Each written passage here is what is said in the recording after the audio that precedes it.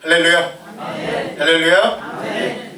오늘도 우리의 삶에 좋은 것으로 갚아주실 그 하나님을 우리가 함께 기대하면서 이 말씀의 은혜를 나누는 이 시간, 전하는 전하, 듣는 여러분들 위해 동일한 은혜, 하나님의 놀라운 축복이 함께하는 귀한 시간이 되기를 주님의 이름으로 축원드립니다. 우리 옆에 분들 이렇게 한번 인사하고 말씀의 은혜 나눴으면 좋겠습니다. 하나님이 여전히 우리와 함께 하십니다. 잘 될 겁니다. 시작. 하나님이 여전히 우리와 함께 하십니다. 잘 될 겁니다. 네. 여러분, 하나님이요, 자기 귀에 듣는 대로 행하신다고 하셨습니다. 우리가 말하는 대로, 우리가 말해서 하나님의 귀에 들리는 대로 하나님이 행하신다고 하셨습니다. 하나님 여전히 우리와 함께 하십니다. 잘 될 겁니다. 항상 저희가 내 자신에게들, 우리 가족, 배우자, 자녀, 부모, 형제, 그리고 우리 이웃, 우리 같이 있는 이 성도들에게 항상 축복하는 말, 또 잘 되는 말, 또 힘이 되는 말들을 해주셔서 하나님 귀에 그 고백들이 들어가면 하나님이 그대로 갚아주시는 귀한 은혜가 있기를 또한 저는 간절히 소망드립니다. 아멘. 오늘 우리가 함께 나누는 이 시편 90편의 말씀의 저자, 이 시인은 다윗보다도 450년이나 앞선 모세입니다. 이 시편 90편은 150개의 시편의 시들 중에서 유일하게 모세가 쓴 시입니다. 이 모세의 기도는 오랫동안 이스라엘 백성들에게 전해져 내려오다가 이제 시편이 여기저기 다윗의 시 한 절반 정도, 고랍자스원 이렇게 여러 이제 시들이 다 뭉쳐졌을 때 모세의 시도 하나의 시로 시편 가운데 묶여져서 이 시편에 포함됐는데요. 그러다 보니까 이 오늘 우리가 함께 나눌 이 시편 90편은요 누가 썼다고요? 모세가 썼습니다. 그래서 이 시편, 이 90편이 150편의 시들 중에 가장 오래된 시입니다. 그러니까 엄밀히 말하면 가장 이 시편의 시들 중에 가장 먼저 써진 시라고도 할 수 있고 가장 오래된 시다라고 할 수 있죠. 오늘 이 시의 배경은 보통 많은 학자들이 이렇게 추측해요. 이 민수기 14장에 나오는 장면인데 출애굽한 이스라엘 백성들이 이제 출애굽을 막 겪고 나서 가데스 바네아라고 하는 광야에 도착했을 때입니다. 그때 하나님이 거기서 그들에게 12명의 정탐꾼을 세워서 너희들에게 줄 그 가나안 땅을 먼저 가서 좀 정탐을 해라 라고 했어요. 이 12명이 40일 동안 가서 그 가나안 땅 이곳저곳을 다 정탐하고 돌아왔습니다. 어떻게 됐어요? 12명의 정탐꾼의 보고가 어떻게 됐습니까? 그 중에 절대 다수인 10명의 정탐꾼들이요 뭐라고 얘기해요?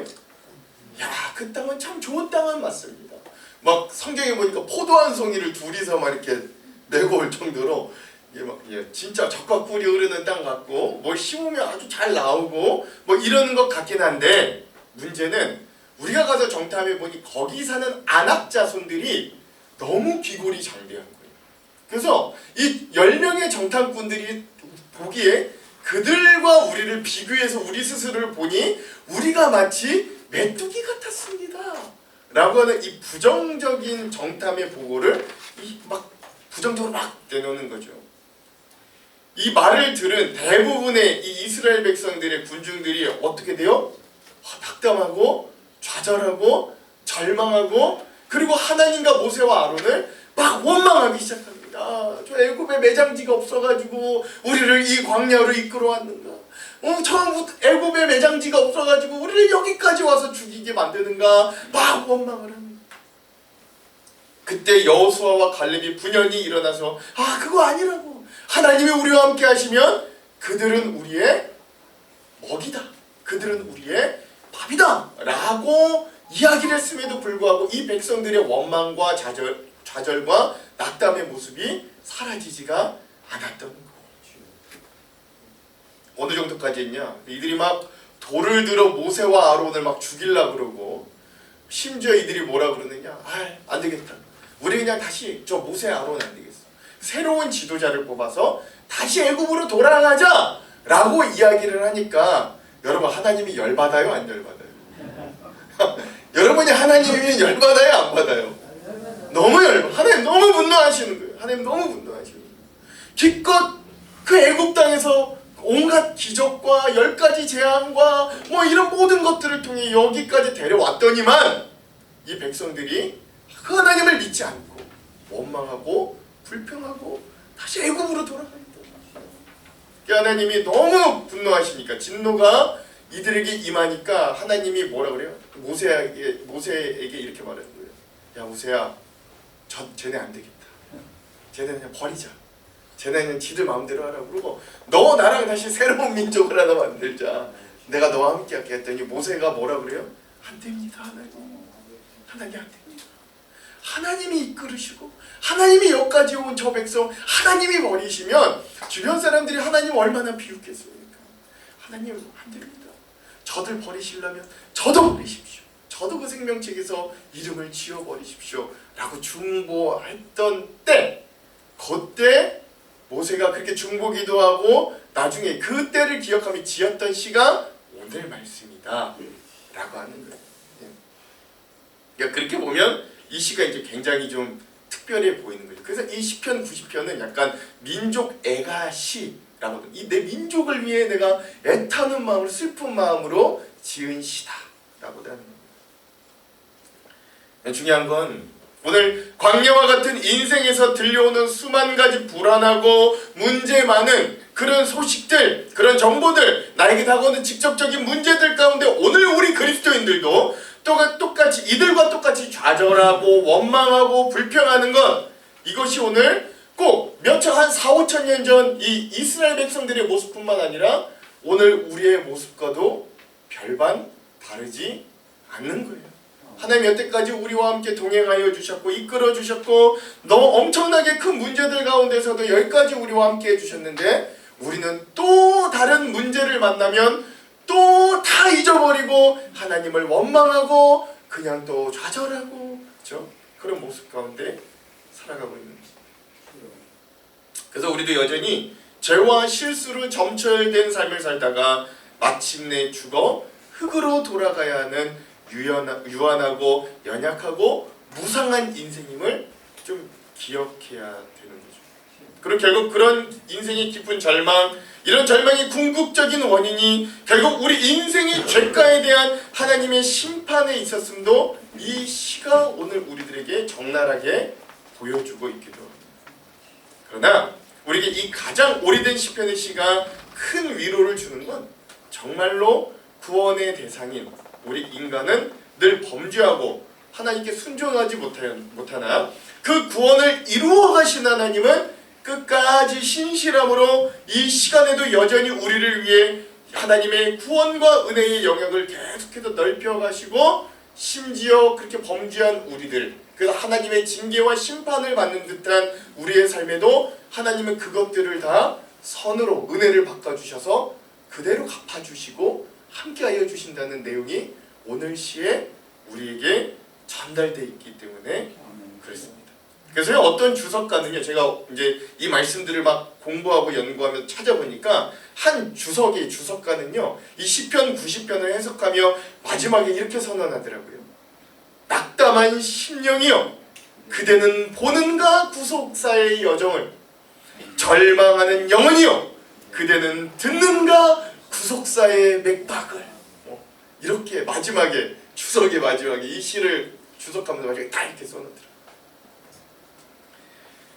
그러므로 오늘 우리는 위대한 하나님의 사람, 이스라엘 백성 출애굽 현장에 산 증인, 하나님의 인도하심 속에 광야 시대를 살아가던, 그리고 그 속에서도 이스라엘의 반복되는 반역 현장의 목격자이자 그들을 위해 하나님 앞에 나아가는 중보자, 그러나 결국 약속의 땅 가나안 목전에서 자기의 삶을 마감했던 그 모세의 중보 기도를 통해서 오늘 우리가 이 인생이라는 광야를 살아갈 때 어떤 지혜를 얻고 살아가야 하는가, 어떤 마음들로 우리가 살아가야 되는가, 이 은혜들을 좀 이 본문을 통해 한 3가지 은혜를 여러분들과 함께 좀 나누기를 원합니다.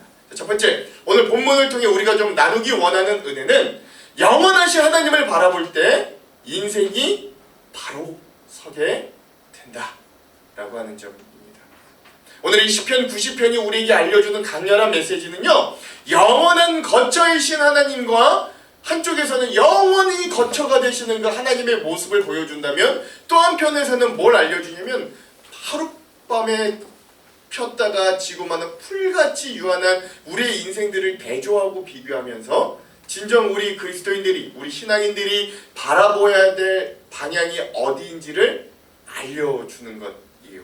그러면 이 시편은 처음부터 우리의 거처를 진정 어디로 설정해야 되는지 이렇게 알려줍니다. 오늘 본문의 1절과 2절의 말씀을 다 같이 한번 읽어볼게요. 우리가 정말로 거처로, 본향으로, 고향으로 삼아야 되는 방향이 어딘가 먼저 살펴보십시오. 1절과 2절 읽겠습니다. 시작. 주여 주는 때에 우리의 거처가 되어야 하나님이 땅과 세계를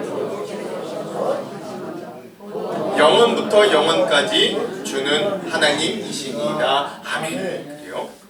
모세의 첫 번째 기도의 내용은 뭐냐면, 하나님은 우리의 뭐가 되신대요? 예, 뭐가 되신대요? 거처가 되신대요. 거처요.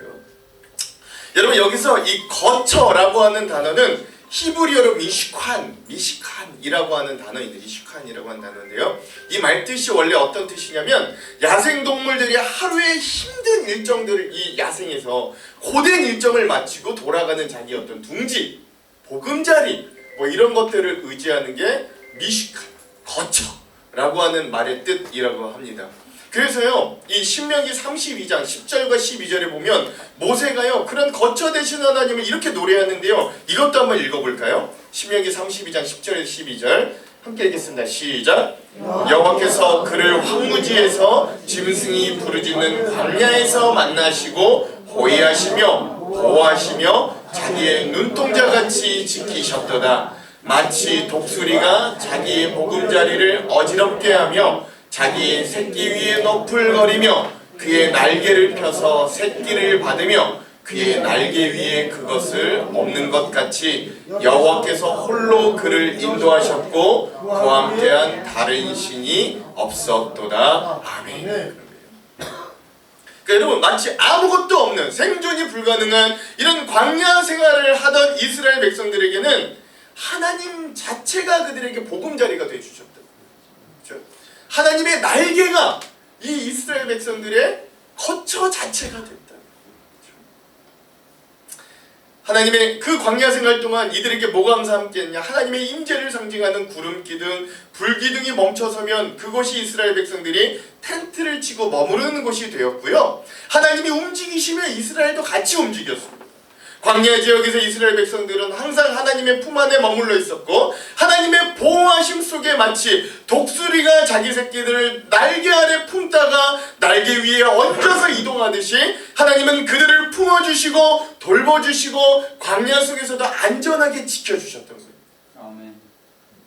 그래서 모세는 광야에서 자기들을 돌보던 그 하나님이요, 그 하나님 자체가 우리의 거처가 되셨다, 미시칸이 되셨다 라고 고백하는 겁니다. 그러나 모세는 그게 자기의 시대에만 해당하는 게 아니라 이전 세대와 앞으로의 세대 가운데서도 계속해서 이것 하나님 거처 되신 하나님의 모습은 우리에게 여전히 유효하다라는 걸 알 수 있죠. 그걸 어떻게 알 수 있냐? 1절에 다시 보니까요, 모세가요 하나님께서 우리의 거처가 되시는데 어느 시대까지? 대대. 그렇죠? 언제까지? 대대. 대를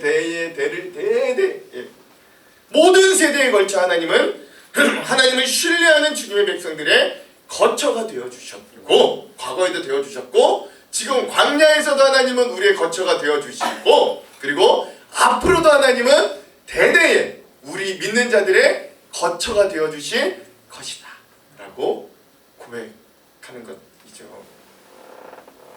여러분, 그런 하나님의 모습들이요 잘 나타내는데요.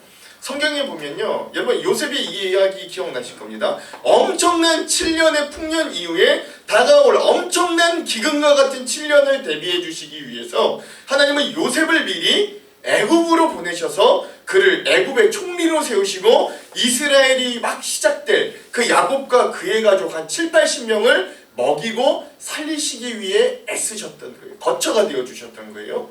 그런 하나님의 은혜는 대대로 이어져서 이스라엘 백성들이 출애굽을 하고 난 이후에 40년의 생활 중에 그들을 광야에서도 먹이고 입히시고 지키시는 은혜로 임재하여 이어지는 겁니다. 근데 이후에 북이스라엘이 범죄하여 3년간 극심한 기근에 시달릴 때 하나님은 엘리야 선지자를 사르밧 과부의 집에 보내 그 집에 기름통과 밀가루통이 떨어지지 않도록 계속 채우시고 먹이시고 인도하시는 거처가 되어 주셨어요. 거기서 끝이 아니라 하나님은 예수님을 이 땅에 보내셔서 오병이어의 기적을 통해 우리의 육적인 배고픔을 채우실 뿐만 아니라 그 예수님이 생명의 빵과 영원히 샘솟는 샘물이 되게 하셔서 그분을 먹고 마시는 자에게는 영원한 충만함과 만족을 주시도록 대대에 함께 하셨습니다. 그리고 그런 은혜가요, 그리고 성경시대 이후 오늘 우리들에게까지 이어져 하나님은 우리의 대대로 거처가 되어 주셨다. 여러분, 미국의 유명한 기도 응답의 산 증인인 조지 밀러라는 분 아시죠? 그분이요 5만 번의 기도의 응답을 받았다고 하는 것들로 유명한 신앙인이자 또 미국 사회에서는 고아들의 아버지라고 불리는 평생 고아 한 1만 명 정도 이상을 신앙과 사랑으로 돌본 인물로 유명합니다. 그가요 1만 명이나 되는 고아들을 돌보기 위해 항상 분투했지만 여러분 생각해 보십시오. 그 삶이 얼마나 어려웠겠어요. 늘 궁핍 뱉고 때론 고아들과 자기가 함께 굶을 위기에 처하기 일쑤였다고 합니다. 근데 그럴 때마다 그 조지 밀러는 이렇게 기도했다고 그래요. 주여, 주의 고난의 날보다 기쁨의 날이 많게 하소서. 그러나 고난이 있어도 주 안에서 기뻐하게 하소서. 이렇게 기도했다. 그리고 놀랍게 그렇게 기도하는 날마다 하나님은 누군가를 보내셔서 그 1만 명의 고아들 그리고 우리 조지 밀러의 부족함을 채워주시고 그 필요한 음식들이 제공되는 역사들을 경험하게 하십니다. 그래서 이 밀러가 고백하기를 1만 명이 넘는 고아들과 밀러가 그런 하나님이 거처가 되시는 손길을 통해 불가능해 보이는 삶을 여태껏 살아갈 수 있었다라고 고백하더라는 겁니다. 근데 이런 간증이요 꼭 이 조지 밀러의 삶에만 이어져 내려왔겠습니까? 아니요, 거기만 있지 않죠. 사실 오늘 저와 여러분들의 삶도 곰곰이 생각해보면 여전히 하나님께서 우리의 거처가 되셨던 사건들이 너무 많이 떠오를 겁니다. 이렇게 하나님은 자신의 약속대로 영원히 그리고 대대로 우리의 거처가 되어 주시는 신실한 하나님이셨다. 그런데요, 또 한편 우리가 이제 읽진 않았습니다만 이 본문에서 그에 비해 또 하나 모세가 이야기하는 우리 인간들의 인생은 참으로 짧고 비참하게 표현됩니다. 우리의 인생들은 마치 우리가 영원히 살 것처럼 착각하면서 살아가지만 우리의 실상은 아침에 돋아났다가 저녁에 지는 풀과 같다라고 이야기하는 거예요. 우리의 연수가 보통은 70이요 강건하면 80이라고 하였어요. 여러분, 현대의학이 아무리 발달된 세상에서도 이때 이 4,5천 년 전에 모세가 이야기했던 보통이 70, 강건하면 80이라는 인생이 지금 의학이 아무리 발달해도 딱 10년 늘었습니다. 그렇죠? 예. 이 세상에 우리 연수가 보통 80이요 강건해봤자 90에서 100세예요. 그렇죠? 한 10년 늘었어요. 10년. 영원히 살 것 같은데 우리 인생은 그렇더라. 거의 심지어 우리의 연수의 자랑은 수고와 슬픔뿐이다. 모세는 이렇게 이야기하는 거예요. 자, 이 말을 목회하며 할수록 실감합니다. 특별히 한국 교회가 이제 많이 노령화되었는데, 그래서 교회들마다 연수가 높은 우리 장로님, 권사님들 뭐 이렇게 많으신데, 특별히 지금 한 60대에서 80대 분들은 우리 대한민국을 일으킨 장본인들이시잖아요. 그 젊은 시절 굉장히 열심히 사시느라 몸을 혹사할 정도로 많이 쓰시고, 그래서 뭐 가정도 일으키고 교회에도 헌신하고 봉사하고, 그렇죠? 나라도 일으키고 그런 삶을 사시느라 다 나이 드시고 나니까 몸이 성한 곳이 없어요. 다 질병들을 그냥 달고 사십니다. 근데 제가 이제 전에 부목사로 섬기다한 교회에서 한 원로 장로님 연로하셔가지고 몸이 이곳저곳이 안 좋으셔서 입원하게 됐거든요. 그때는 코로나 전이라 입원하시면 병원에 이렇게 신방이 됐습니다. 어느 날 그 병원에 입원하신 그 원로 장로님 찾아가 신방하였는데 그분 이제 방문해서 이런 기도도 하고 막 이런저런 이야기를 나누던 중에 그 원로 장로님 저한테 그런 말씀하시더라고요. 그때 제가 더 어렸는데 부목사였는데 목사님, 제가 연로하여 얻은 이 질병을 그냥 질병으로만 저는 여기지 않습니다. 그러면 예, 제가 아 그러세요? 그렇게 이제 계속 이야기를 그분이 이런 말 그러면서 이런 말 하더라고요. 이렇게 고통스럽고 내 인생을 괴롭히는 것이 이 질병이지만 내가 내 인생을 열심히 살아온 훈장으로 내가 이거 여깁니다. 그 원로 장로님이 저한테 이렇게 말씀하시더라고요. 저는 그 말이 참 와닿고 예사로 들리지 않았습니다. 막 한편으로는 감동이었는데 또 한편으로는 마음이 찡하기도 했어요. 그러나 그러면서도 마음이 아팠어요. 야, 결국 우리는 인간의 인생은 노년, 그 말년의 훈장이라고 받는 게 결국 그 몸을 심각하게 괴롭히는 질병, 망가짐 이런 거구나. 이런 마음이 막 아프더라고요. 근데 그때는 더 어리고 젊어서 그 약간 이렇게 늙는 거에 대한 낭만과 환상이 있을 줄 알았는데 이 참 늙는다는 게 보통 일이 아니구나 이 말 이렇게 알게 되었어요. 사실 10편, 90편의 전반부의 내용은 그래서 때로는 장례 예배에 자주 사용될 정도로 우리 인간 인생의 현실을 고스란히 보여주기도 합니다. 우리 인간의 인생 안에는 결국 소망할 것이 하나도 없다는 걸 적나라하게 알려주는 거죠. 그러니까 여러분 잘 생각해 보십시오. 제가 말하는 건 그래요. 모세가요 일부러 이렇게 구도를 짜는 거예요. 한편에서 우리의 영원한 거처가 되시는 대대로 영원한 거처가 되시는 하나님의 모습을 우리에게 알려주는 반면 또 한편에서도 우리 인간의 한계 많은 무상한 처참하고 비극적인 우리 인간의 인생을 다 그대로 이렇게 보여주면서 그래서 오늘 우리가 믿는 자들이 이 땅에 집착할 게 아니라 우리의 영원한 거처 되시는 하나님을 바라보며 살기를 모세는 이야기하는 거예요. 우리의 발은 그래서 이 땅을 밟고 살아가지만 우리의 마음과 눈은 이 땅에만 고정되어 있지 말고 눈을 들어 하늘을 좀 보자는 거예요. 니네 이 땅에서 그렇게 아웅다웅 열심히 살아도 니네한테 남는 건 수고와 질병뿐이야. 와 영원을 살 것 같지만 니네 보통이 70이고 강건한 80이야. 알려주는 거야. 그러니까 우리도 그 시각을 소유, 이 땅에 발을 밟고 있지만 우리의 시각은 저 하늘을 바라보는 그 시각을 소유하며 남은 시간들 또 우리에게 다가오는 한 주도 귀한 주님을 바라보는 인생들로 승리하기를 주님의 이름으로 축원드립니다. 이게 오늘 시가 우리에게 준 첫 번째 주제예요. 우리 옆에 있는 분들과 이렇게 한번 도전해 봅시다. 없어질 것에 눈독 들이지 말고 눈을 들어 하나님을 봅시다. 시작.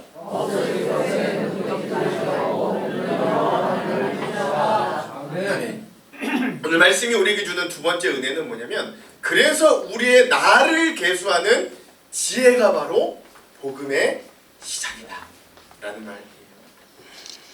모세는 하나님의 진노 아래에 있는 우리네 인생들을 바라보면서 이렇게 절규해요. 9절과 11절 한번 읽어볼까요? 9절 11절 읽겠습니다. 시작.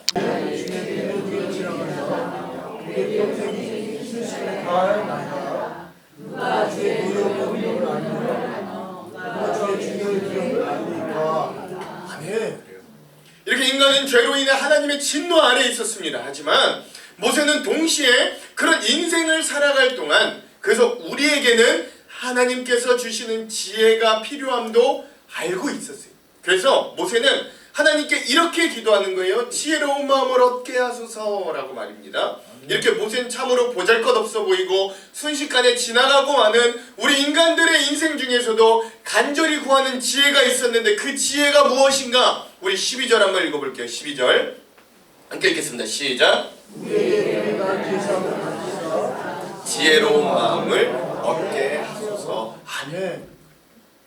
모세는요 그 하나님께 구하는 그 지혜를 우리나를 계수하는 지혜로운 마음이라고 이야기합니다. 그걸 얻게 해달라고 간절하게 기도하는 거예요. 그렇다면 우리나를 계수하는 지혜라는 게 어떤 지혜일까? 이거 세 가지로 의미 나눠볼 수 있는데, 그 뭐냐면 첫 번째는 우리나를 계수한다는 건 인생의 유한함을 깨닫는 지혜를 이야기합니다. 우리나를 계수한다는 건 단순히 우리 앞으로 남을 날들을 한번 세보라는 게 아니라 내 삶의 끝이 있다는 사실을 인식하며 살아가는 거예요. 인간은 자기의 시간이 무한할 것처럼 착각하며 살지만 모세는 인생의 짧음을 깨달을 때 진짜 지혜가 시작된다 라고 말하는 거예요. 즉 오늘이 얼마나 소중한지를 아는 사람만이 하나님 앞에 참된 지혜자로 살아갈 수 있다라는 거예요. 두 번째, 우리나라의 계수함을 가르쳐달라는 지혜는 뭐냐면 시간의 주인이 하나님이심을 인정하는 겸손을 이야기합니다. 인생의 날수를 헤아릴 수 있는 분은 오직 하나님뿐입니다. 우리가 계획을 세워도 날수를 정하는 분은 하나님이시기 때문에 겸손히 하나님의 주권을 인정하고 사는 삶이 지혜로운 마음의 출발점이 되는 거예요. 그래서 모세는 모세의 기도는 시간을 내 뜻대로가 아니라 하나님 뜻 안에서 사용하게 해달라 라는 고백이 되기도 하고, 고백이 되도록 우리가 날수를 세는 지혜를 주십시오 라고 말합니다. 마지막 셋째, 우리가 날수를 센다는 지혜는 남은 날을 어떻게 사용할 것인가에 대한 영적인 각성이 일어나는 걸 의미합니다. 계수한다는 건 단지 숫자 세기가 아니라 남은 시간을 의식적으로 관리하는 태도를 말합니다. 즉, 이 말은 우리 신앙인들에게 얼마나 살았는가 보다 남은 시간을 어떻게 살 것인가를 고민하게 만드는 말이 되는 거죠. 그러니까 즉 이거 종합해 보자면 오늘 우리는 영원히 살 것 같은 착각, 그래서 이 땅의 것들에 집착하고 목을 매는 어리석음에서 좀 벗어나 인간의 인생의 시간표가 한정되어 있음을 알고 우리 하루하루를 하나님 앞에 서는 듯한, 즉 코람데오의 모습으로 하나님의 앞에 서 있는 자세로 하루하루를 성실하게 믿음으로 보낼 수 있어야 됩니다. 그렇죠? 에베소서 5장 16절에 바울도 이렇게 이야기해요. 한번 읽어볼까요? 읽겠습니다. 시작. 세월을 아끼라 때가 아까니라. 아멘. 그렇죠. 세월을 아끼래요. 왜? 때가 아까니까. 그러면 하나님 앞에 삶의 목적을 재정립하는 지혜로 우리의 삶을 채우기를 정말 주님의 이름으로 축원드립니다. 그리스도인들에게 이런 지혜로운 마음이란 단순히 똑똑한 마음이 아니라 하나님 중심으로 사는, 하나님의 뜻과 마음을 알려고 노력하고 그 뜻대로 살려는 애씀의 시간들이다 라고 하겠습니다. 그러므로 우리의 날을 계수하는 지혜를 주소서 라고 하는 모세의 말은 시간을 낭비하지 말라는 윤리적인 교훈을 넘어서서 우리가 하나님 앞에서 어떻게 살아야 될까를 우리 스스로에게 항상 묻고 점검하며 살아가라는 애타는 고백이기도 합니다. 한편 그렇기도 한데 또 지금 우리가 전도 중에 있으니까, 전도하는 설교 중에 있으니까 또 이 부분에 한마디도 첨부에 붙이자면, 사람들은 대부분 제가 제 주변에 있는 많은 분들을 보니까 그렇더라고요. 이제 많은 분들이요, 제 교회 나가기를 권유하고 예수 믿기를 권유하면 이렇게 대답하는 분들이 대부분입니다. 저는 실질적으로 거부하는 사람은 몇 사람 못 봤습니다. 다 어떻게 말하냐면, 아 그래 좋지, 언젠가는 교회 나가야지. 언젠가는 교회.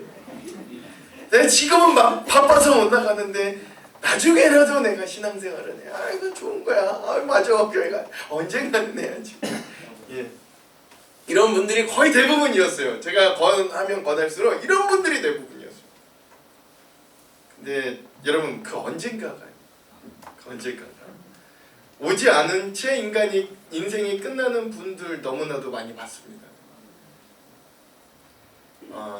그런 경우 저는 목회 중에 너무 많이 보아와서 되게 안타까운 경우들 많이 봤어요. 그래서 우리가 우리의 날을 계수한다는 건 단순히 나이를 세는 게 아니라 내게 주어진 시간은 하나님의 선물임을 깨닫는 것. 그래서 지혜로운 사람은 내일이 아니라 오늘을 믿음으로 살아가는 것이죠. 그러니까 예수님도 말씀하시잖아요. 너희는 먼저 뭐부터 하라고요? 그의 나라와 그의 의를 구하라. 그럼 그 외에 모든 건 더하여 주시는 거예요. 그러니까 오늘 지금 이 순간 하나님께 나아오십시오. 지금이 바로 구원의 날입니다 라고 그들에게 전해줄 수 있어, 알려줄 수 있어야 돼. 야, 그 언젠가가 안 올 수도 있어. 사랑하는 성도 여러분, 이렇게 지금이 바로 인생의 방향을 하나님께로 돌려야 될 때라는 거예요. 우리도 마찬가지예요. 야, 언젠가 하나님이 뜨거운 마음을 부어주시면 다시 믿음으로 아니요, 이 자리, 지금 하나님의 말씀이 선포되는 이 시간 결단해야 돼요. 이렇게 우리의 날수를 계수하는 지혜를 가지고 삶을 살아가는 저와 여러분 되시길 또한 주님의 이름으로 축원드립니다. 우리 옆에 있는 분들 이렇게 한번 도전해 봅시다. 내일이 아니라 오늘을 믿음으로 삽시다. 그 지혜를 가집시다. 시작. 내일이 아니라 오늘을 믿음으로 삽시다. 그 지혜를 가집시다. 예, 마지막 세 번째, 하나님은요 깨진 인생을 다시 붙여주시는 그런 회복의 하나님이심을 여러분 좀 믿고 살아가기 바랍니다. 오늘 이 시편 말씀의 가장 중요한 핵심이라고 할 수 있습니다. 자, 앞서 보았던 오늘 우리가 보고 있는 이 시편 90편은요 시가 이 전반부랑 후반부로 나뉘어지는데, 이 앞선 전반부에는 그 어떤 성경의 표현들보다 우리 인간 인생의 무상함, 처절함, 의미 없음 이런 것들을 여실히 드러내는 표현들이 막 넘쳐났다면, 반대로 후반부에는 놀라울 정도로 하나님이 주시는 회복과 새로운 시작을 우리에게 보여주기도 합니다. 즉 오늘 우리는 그렇게 덧없이 살아가 막 이상한 데 집착하고 이렇게 살아가, 그럼에도 불구하고 하나님을 의지하며 살아가는 우리의 열심, 즉 그 우리의 손이 수고함을 무가치하게 만들지 않으시고, 오늘 우리를 괴롭게 하신 날수, 화를 당한 연수대로 하나님은 또 배로 우리에게 갚아주시고 그 영광을 나타내시는 하나님을 더욱 신뢰하며 살아갈 수 있도록 힘을 주는 게 오늘 시편의 말씀이기도 합니다. 그래서 오늘 이 시편의 가장 핵심적이고 피날레라고 할 수 있는 말씀은요, 오늘 본문의 14절과 17절의 말씀인데요. 여기에 보면 하나님의 은총이 우리 믿는 자들의 손에 어떻게 임하는지를 되게 아주 정확하게 보여주거든요. 좀 긴 부분이지만 여러분, 우리도 그런 은혜가 우리의 삶에, 우리의 가정에, 우리의 교회에 임하기를 간절히 소망하는 마음으로 여러분 순종해 주십시오. 두 손을 마음에 한번 대봅시다. 두 손을 우리의 가슴에 대고, 자, 앞에 나오는 14절에서 17절의 말씀을 간절한 마음으로 한번 읽었으면 좋겠어요. 하나님, 나에게도 이렇게 해주십시오. 우리 가정과 교회에도 이렇게 갚아주십시오. 이 마음으로 한번 읽어보십시오. 읽겠습니다. 시작.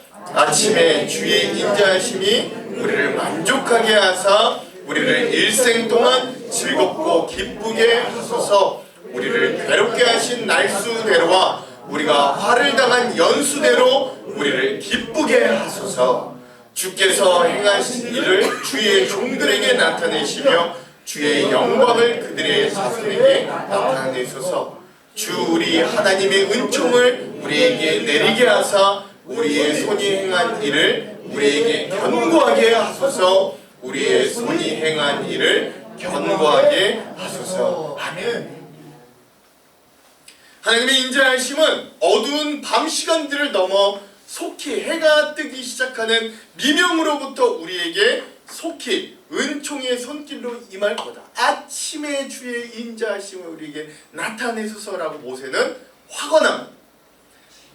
여러분 그 말 많이 들어보셨죠? 새벽 미명이 오기 전 그 바로 직전이 가장 칠흑같다고, 가장 어둡다. 그만큼 우리의 삶이 어렵고 힘들 때 그때가 하나님께서 역사하시고 우리를 구원하실 때가 곧 가까이 왔음을 오늘 우리가 알아야 되는 거예요. 하나님은 오늘 우리의 인생에 고난과 수많은 문제들로 연단하시기도 하지만, 그렇다고 하나님이 그 모든 일을 우리에게 연단을 주시면서 뒤에 뒷짐지고 여유있게 야 니네 잘하나 한번 보자, 그거 한번 잘 극복하나 보자 이러고 계시지는 않는다. 하나님은 심지어 자기가 징계한 이스라엘 백성들이 설령 모두가 다 그 하나님의 징계를 받고 포기하고 넘어질까봐 마음을 졸이시며 그 백성들에게 징계를 예고하는 동시에 회복도 함께 예고하시는 놀라운 분입니다. 저 이거 옛날에는 그냥 읽었는데 제가 부모가 되고 나니까 이거 되게 이상한 일이더라고요. 제가 저희 아이가 잘못했을 때 뭐라고 이야기하는 거랑 똑같냐면, 너 이거 잘못했으니까 손바닥 3대 때릴 거야.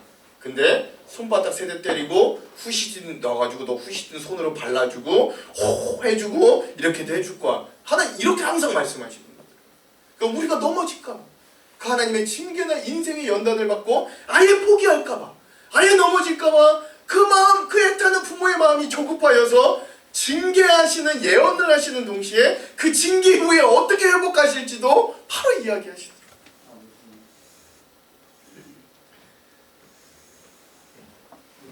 그러니까 여러분, 하루의 첫 시간에 하나님의 은총의 손길을 맛본 사람은 그분의 손길이 하루의 전체를 책임지고 있음을 알게 됩니다. 여러분, 그 맛을 체험하기를 주님의 이름으로 축원드립니다. 그러므로 이 모세는 항상 하나님의 손길을 의식하면서 주님과 함께 일을 행할 수 있게 됩니다. 그래서 하나님과 함께함으로 모든 것들이 형통하게 된다라고 고백하고, 이런 삶이 계속 쌓이면 그 인생은 일생 동안 즐겁고 기쁜 인생이라고 고백하게 되는 거예요. 때론 인생에 어려움이 있고 환난이 닥쳐오고 괴롭게 하는 날수가 많음을 알게 될 때에도 이렇게 고백하는 사람은 하나님을 더 신뢰합니다. 왜? 그만큼 하나님이 갚아주실 거라니까. 아멘. 그래서 오늘 이 시편 말씀 참 대단한데요. 그 모세가요 그냥 쓴 게 아니더라고요. 6절에 보니까 아침에 피어 자라다가 저녁에는 우리 인생이 시들어 마릅니다 라고 하는 인생의 탄원을 14절에 보니까 아침에 주의 인자로 우리를 만족하게 하십시오 라는 간구로 이어지게, 9절에 보니까 우리의 평생이 일시간에 다하였습니다 라고 하는 이 탄식이 14절에 보니까 평생에 즐겁고 기쁘게 하소서 라고 하는 간구를 이끌고, 10절에 보니까 우리의 연수의 자랑은 수고와 슬픔뿐입니다 라고 하는 탄식이 15절에 보니까 괴롭게 하신 날수대로와 우리를 화를 당한 연수대로 우리에게 기쁘게 하소서 라는 간구로 바뀌어지고, 마지막 3절에 너희 인생은 티끌로 돌아가라 라고 하는 우리의 한계 많은 인생에 대한 탄식과 표현이 13절은 그래서 여호와여 돌아오소서 라고 하는 간구로 연결되게 만들어 주더라 라는 겁니다. 그러면 오늘 우리가 기억해야 될 건, 하나님은 반드시 우리가 겪는 연단과 고난과 문제로 가득했던 그 모든 시간들까지도 계산하셔서 도로 갚아주시는, 복을 주시는 하나님이라는 사실 여러분 잊지 마시기 바랍니다. 예. 하나님은 우리의 수고와 눈물을 잊지 않으세요. 괴로운 날수대로, 고통받은 연수대로 기쁨과 회복을 갚아주시는 하나님이시라는 것, 여러분 이거 꼭 놓치지 마시기 바랍니다. 너무 좋은 예화가 하나 있더라고요. 여러분 이게 맛있는지 모르겠는데, 일본의 이 도자기 공법 중에 킨츠기라고 하는 도자기 수리법이 있다고 합니다. 이게 뭐냐면, 이제 도자기가 때로 하다 보면 도자기가 깨질 때가 있잖아요. 그거 버리지 않고 그 조각들을 모으는 거예요. 그리고 그 조각들을 다시 붙이는데 그냥 붙이는 게 아니라 그 붙이는 중간에는 순금으로 이 깨진 부분들을 붙여내는 겁니다. 그렇게 막 깨졌던 것들을 순금을 통해 붙이고 나면 저런 모양이 됩니다. 예, 그러면 예전 깨지기 전보다도 훨씬 더 고급스럽고 아름다운 모습들로, 예, 그 전의 모습을 회복하면 물론이고, 예, 하는 것, 그것을 킨츠기, 예, 깨진 도자기를 금으로 이어 붙이는 방식이 이 킨츠기 방식이라고 합니다. 일본 가면 저런 공예품들이 되게 많죠. 이렇게 전에는 얼마 안 했는데 킨츠기를 해가지고 가격이 엄청나게 뛰고 뭐 이런 도자기들이 많다고 합니다. 근데요, 오늘 우리를 향해 갚아주시는 하나님의 은혜가 꼭 이 같은 거예요. 인생의 상처의 자리에 그분의 인자하심과 은혜가 스며들 때, 그래서 욥도 그렇게 고백하잖아요. 이 모든 연단이 끝날 때 내가 뭐와 같이 나아갈 수 있다고요? 정금같이. 그 정금과 같이 나아가는 그 정금으로 우리의 삶을 붙여줬을 때 엄청나게 예전과는 비교할 수 없는 높은 가치 있는 인생으로 회복시켜주시고 변화시켜주시는 그 하나님의 은혜가 우리의 삶에 임합니다. 저는 모세가 마지막 우리가 화를 당한 날수, 우리가 괴로움을 당한 날수대로 주님 갚아주십시오. 하나님, 저 킨츠기 장인과 같이 하나님도 우리의 깨진 인생을 정금으로 하나하나 붙여주셔서 나중에는 더 놀라운 의미들로 회복시켜 주십시오 라고 하는 기도 같은 거죠.